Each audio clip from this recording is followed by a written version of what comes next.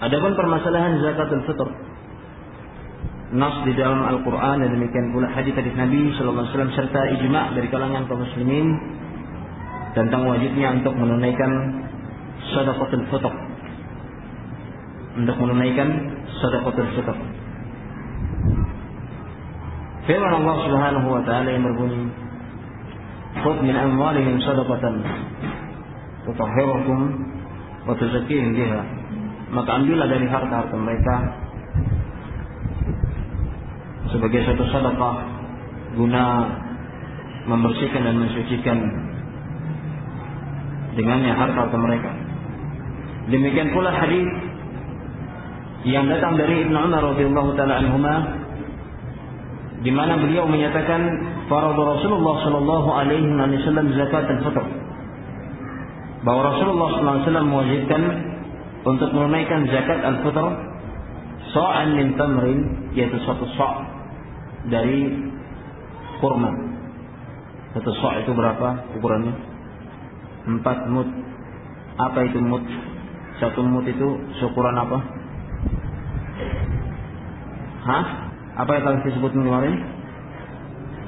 Yaitu genggaman dari 2 telapak tangan laki-laki yang sedang, apabila kedua telapak tangan tersebut penuh.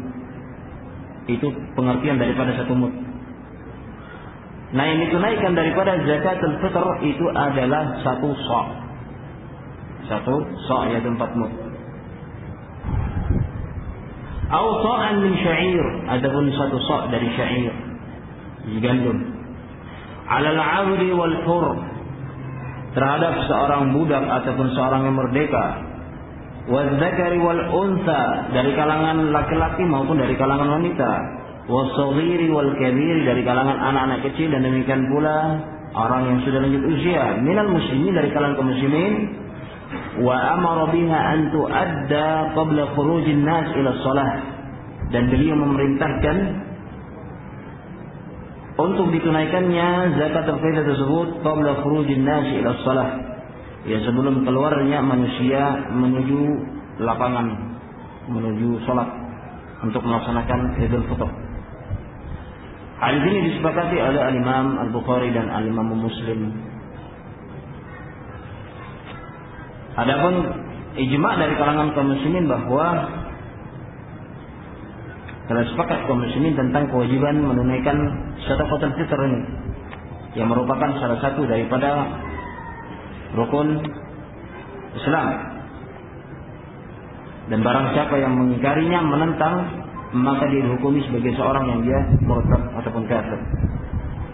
Maka wajib untuk diperangi, diminta taubat. Bila mana bertaubat maka itu diinginkan, bila mana tidak maka dia diperangi, dibunuh.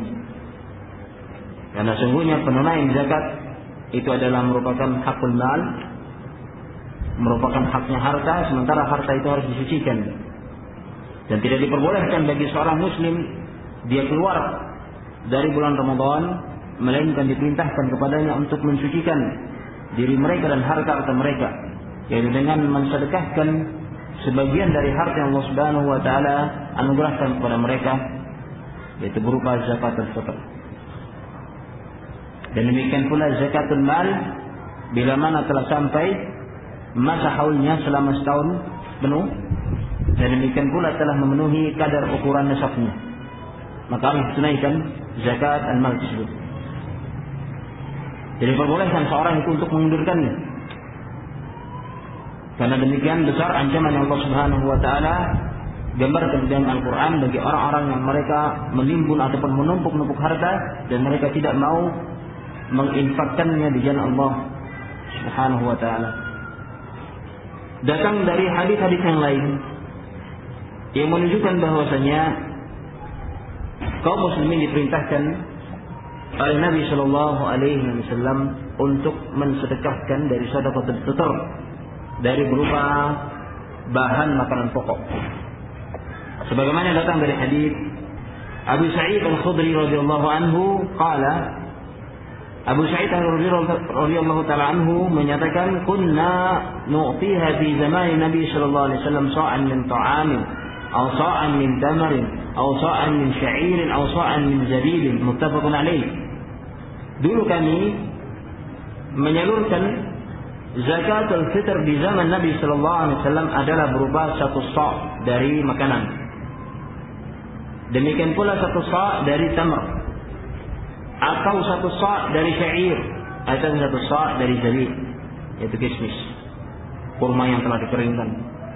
Dan di dalam riwayat yang lain disebutkan bahwa diperintahkan oleh Nabi sallallahu alaihi wasallam untuk juga menzakati makanan berupa al-aqd, yaitu berupa susu yang telah dikeringkan. Susu yang telah dikeringkan. Hah? Ada yang tahu? Hah? Iya, keju. Menjadi proses keju itu apa istilahnya? Tidak tahu. Kemudian pula datang dari hadis Ibnu Abbas radhiyallahu taala anhuma. Dia menyatakan farada Rasulullah sallallahu alaihi wasallam zakat al-fitr tahratan lis-sha'im min al-laghwi wal-rafath wa ta'matan lil-masakin. فمن أداها قبل الصلاة فهي زكاة مقبولة ومن أداها بعد الصلاة فهي صدقة من الصدقات. رواه أبو داود وابن ماجه وصححه الحاكم. Sanad hadis ini hasan. Dari Ibnu Abbas radhiyallahu anhu dia menyatakan bahwa Rasulullah SAW telah mewajibkan untuk menunaikan zakatul fitr sebagai pensuci bagi orang yang berpuasa minal laghwi war rafath, dari perbuatan yang sia-sia dan kotor. Wa ta'matan lil masakin, dan demikian pula sebagai makanan bagi orang-orang yang miskin. Maka barang siapa yang dia menunaikan zakat al-fitr tersebut qabla salat, sebelum dilaksanakannya salat Idul Fitr, berarti telah masuk tanggal 1 Syawal.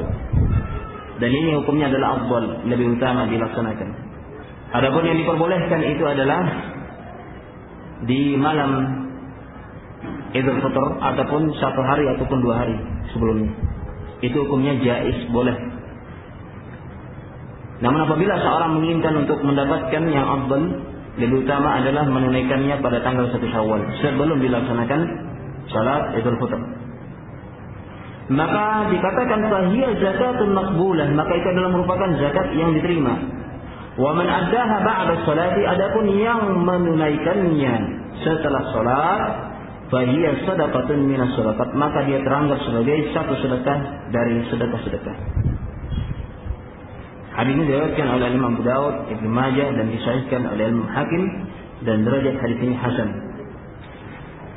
Dalam permasalahan ini ada beberapa hal, kalau sempat kita sebutkan karena waktu sudah mencukupi, tentang masalah hukum sedekatul fitr. Telah kita sebutkan tadi bahwa hukum sedekahkan daripada sedekatul fitr itu hukumnya adalah wajib. Hukumnya adalah wajib berdasarkan daripada nas-nas yang telah disebutkan tadi dari hadis dari Rasulullah sallallahu alaihi wasallam.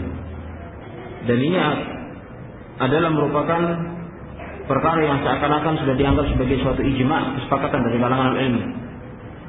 Namun tetap saja di sana ada perselisihan di kalangan para ulama, bahwa ada sebagian dari kalangan para ulama dan dianggap bahwa penunaian zakatul fitr itu hukumnya adalah sunnatun muakkadah, sifatnya yang sunnah muakkadah. Hal ini sebagaimana yang disangka oleh Al-Imam Ibn Abdul Bar, bahwa sebagian dari kalangan al-mutaakhirin, dari kalangan pengikut Al-Imam Malik, demikian pula Daud, yang mereka menyatakan bahwa penunaian zakatul fitr itu hanyalah sunnah muakkadah. Dan demikian pula Ibn Hazm juga menyangka demikian, bahwasanya mazhab Imam Malik lah yang menyatakan bahwasanya penunaian zakatul fitr hanyalah sunnah muakkadah. Namun yang benar dalam permasalahan ini, seiring dengan terjadinya khilaf tersebut di kalangan para ulama, bahwa telah kita ketahui terdahulu dari pendapat yang paling benar adalah wajib untuk menunaikan zakatul fitr. Dan bagi siapa yang tidak menunaikannya, maka sungguh dia telah berdosa. Dan demikian pula seorang yang dia menunaikan zakatul fitr setelah dilaksanakannya salat Idul Fitr, maka teranggap sebagai satu sedekah dari sedekah-sedekah, dan orang yang melakukan yang demikian ini dia telah berdosa. Bukan dikatakan sebagai satu sedekah dari sedekah-sedekah itu menunjukkan bahwa tidak mengapa orang yang melakukan yang demikian. Tetapi justru orang yang melakukan yang seperti ini dia teranggap telah melakukan perbuatan dosa. Telah melakukan suatu perbuatan dosa. Na'udzubillah min dzalik.